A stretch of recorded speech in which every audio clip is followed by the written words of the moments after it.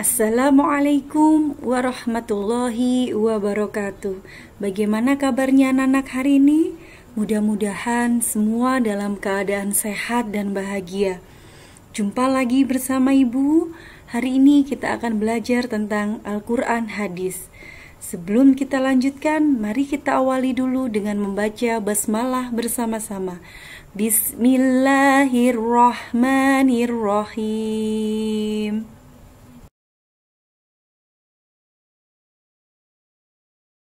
Pada pertemuan kali ini kita akan belajar tentang materi kita yang ke-9, yaitu memahami hadis tentang orang munafik. Ini adalah materi terakhir kita di Al-Quran Hadis pada semester 2 kali ini. Pada pertemuan kali ini kita akan belajar tentang pengertian orang munafik, hadis tentang ciri-ciri orang munafik, dan mufrodat. Untuk lebih lengkapnya kita lanjut yuk.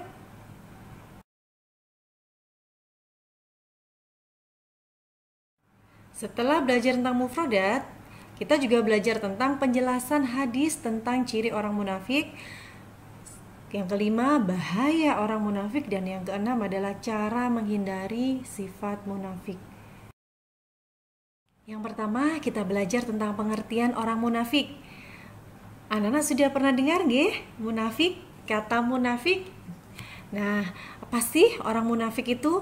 Orang munafik adalah orang yang paling dibenci Allah dan Rasul-Nya. Orang munafik akan dimasukkan ke dalam neraka.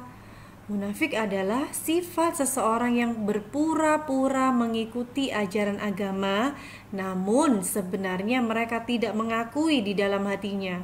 Orang munafik adalah orang yang perkataannya tidak sama dengan hatinya. Pengertian munafik dari segi akidah, yaitu menyembunyikan kekafiran dalam hatinya dan menampakkan keimanan di lidahnya. Atau kalau ada peribahasa kita pernah sering mendengar, lain di hati, lain di mulut. Maka kita harus menghindari sifat munafik. Jadi orang yang seperti ini biasanya bicaranya sama hatinya tidak sama. Hadis tentang ciri-ciri orang munafik, salah satunya yaitu hadis riwayat Al-Bukhari Muslim. An Abi Hurairah anna Rasulullah sallallahu alaihi wasallam qala ayatul munafiqi thalath idza haddatha kadzdzaba wa idza wa'ada ahlafa wa idza tumina khana. Artinya dari Abu Hurairah radhiyallahu an bahwa Rasulullah sallallahu alaihi wasallam bersabda, tanda orang munafik ada 3. Apabila berkata ia dusta, apabila berjanji ia ingkar, dan apabila diberi amanat ia khianat. Hadis riwayat Al-Bukhari Muslim. Nah, kalau tadi kita belajar tentang hadis, ciri-ciri orang munafik dan juga artinya, nah sekarang mufradatnya. Nah, untuk mufradat ini anak-anak bisa menambahkan di buku catatan anak-anak, nanti ditulis lafal Arabnya, kemudian artinya ada kurang lebih 10 mufradat. Kita lanjutkan ke ciri-ciri orang munafik. Ciri-ciri orang munafik. Tadi ketika di hadis riwayat Bukhari Muslim ditegaskan ada 3. Yang pertama, jika berkata ia selalu dusta. Artinya apa? Setiap yang dia katakan dapat menjadi fitnah. Bohong atau berdusta adalah mengatakan sesuatu yang tidak benar kepada orang lain. Ini jelas tidak boleh. Yang kedua, jika berjanji ia mengingkari. Artinya janji yang diucapkan olehnya hanya sebatas ucapan yang tidak pernah ditepati. Ini juga tidak boleh. Yang ketiga, jika dipercaya ia berkhianat. Artinya jika diberikan amanah ia pasti berkhianat atau tidak dapat memegang amanah dengan sebaik-baiknya. Ketiga ciri ini jelas-jelas tidak boleh dilakukan.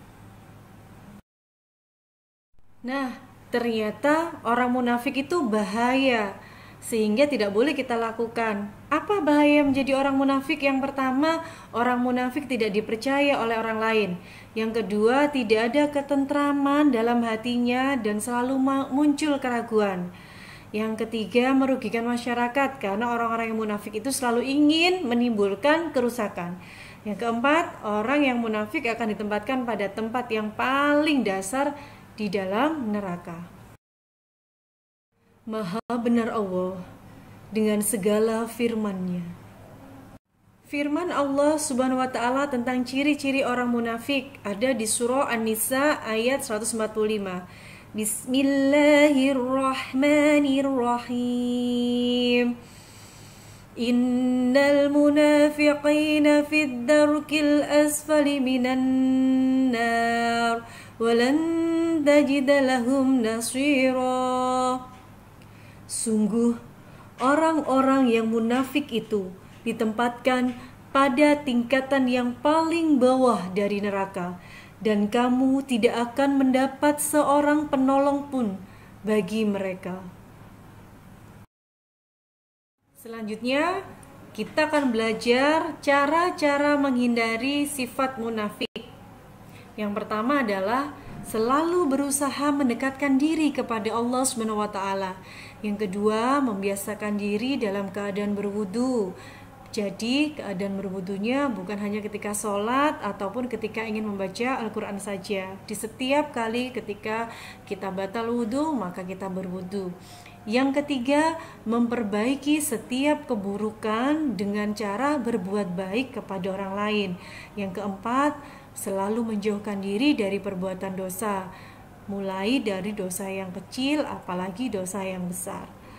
Yang kelima, senantiasa takut kepada Allah Subhanahu wa taala, senantiasa merasa diawasi oleh Allah Subhanahu wa taala. Yang keenam, menjalin silaturahmi. Yang ketujuh, senantiasa mengingat kematian, karena jika kita mati dalam keadaan munafik, tentulah kita menjadi manusia yang merugi. Yang kedelapan, senantiasa menjaga lisan. Kita harus berpikir terlebih dahulu sebelum berbicara dan menyampaikan segala sesuatu apa adanya atau jujur. Pada masa Rasulullah SAW ada seorang tokoh yang terkenal kemunafikannya, yaitu Abdullah bin Ubay. Dalam perang Uhud, ia berusaha memengaruhi teman-temannya untuk mundur dari perang. Atas hasutannya, sebanyak 300 orang mengundurkan diri dari perang. Perbuatan Abdullah bin Ubay disebabkan karena pendapatnya tidak diterima oleh Nabi Muhammad SAW. Sebelum berperang, Rasulullah SAW bermusyawarah terlebih dahulu dengan para sahabat. Musyawarah itu untuk memutuskan perang terbuka. Nah, kaum muslimin keluar dari kota Madinah menuju medan perang. Namun, Abdullah bin Ubay mengusulkan agar kaum muslimin tetap bertahan di kota Madinah menghadang pasukan musuh. Nah, pendapat Abdullah bin Ubay tidak diterima oleh Nabi Muhammad SAW.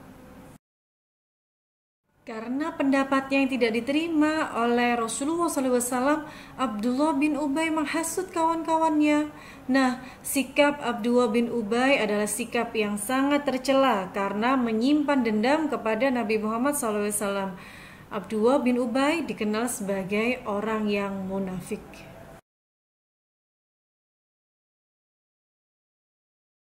Alhamdulillahirrabbilalamin.